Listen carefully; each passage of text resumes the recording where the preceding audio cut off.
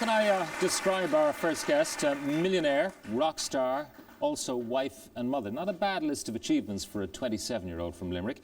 She's listed as the 5th richest woman in these islands. Her albums sell in the millions, but I don't think it's been all easy street for our first guest, who found herself on a rock and roll roller coaster that took a pretty heavy toll. But she's back. She's stronger than ever. She's interrupted her European tour to fly from Munich to be with us tonight. And tomorrow she's back in Germany. She's performing in Berlin. But we're delighted to have her with us tonight. Will you give your warmest welcome, please, to the lead singer with the Cranberries, Dolores O'Riordan.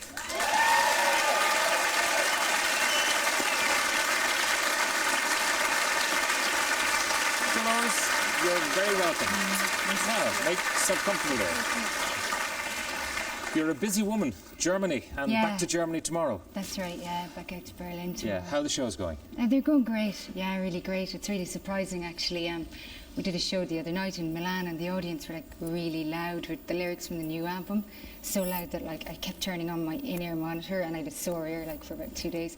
It's brilliant though. It's really nice because, you know, we took a big break, so it's nice that the fans are still there and stuff. We'll talk to you about that big break you took and why you took it in a few minutes. But just going back to your childhood, because I'm wondering what formed Dolores O'Riordan. What kind of a childhood did you have? Were you happy?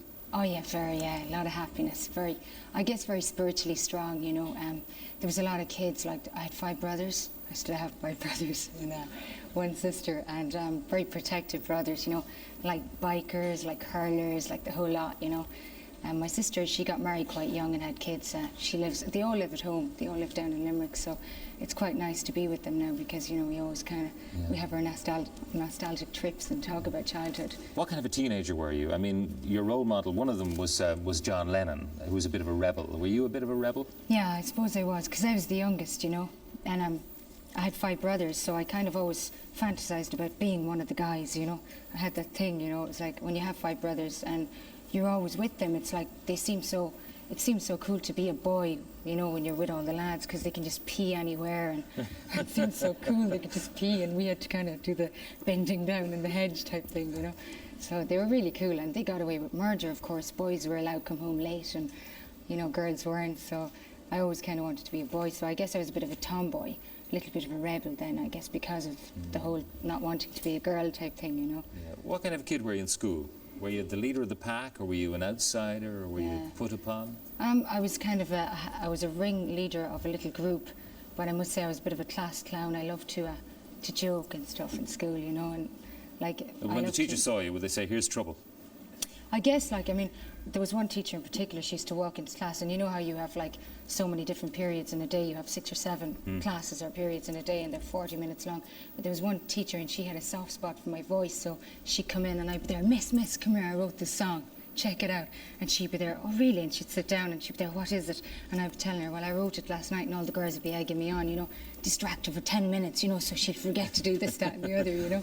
So can you remember any of those early songs? I mean, were they any good, or looking back on them, were they kind of... They were kind of like really poppy type, you know, because I was about 12 or 13, you know, when I started writing. But obviously there was a musical talent in the family. You picked it up somewhere. Yeah, when my dad used to play the accordion, like, and he still does, and my mum always sang, you know.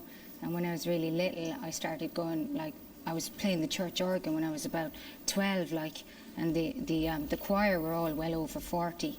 And I was there like 12 years old, you know, and it was like 4 nights a week playing the church organ up in the local church. There was some story, though, that your mother thought you'd joined the convent.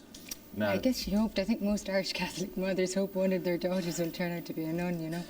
But no, I mean, she always encouraged me and stuff towards the kind of religious thing, and she was really quite religious when I grew up, and she, you know, we had a lot of nice friends. It must have been her biggest nightmare when you joined a rock band. Well, I guess she was scared and stuff in case I'd do something really wrong, you know.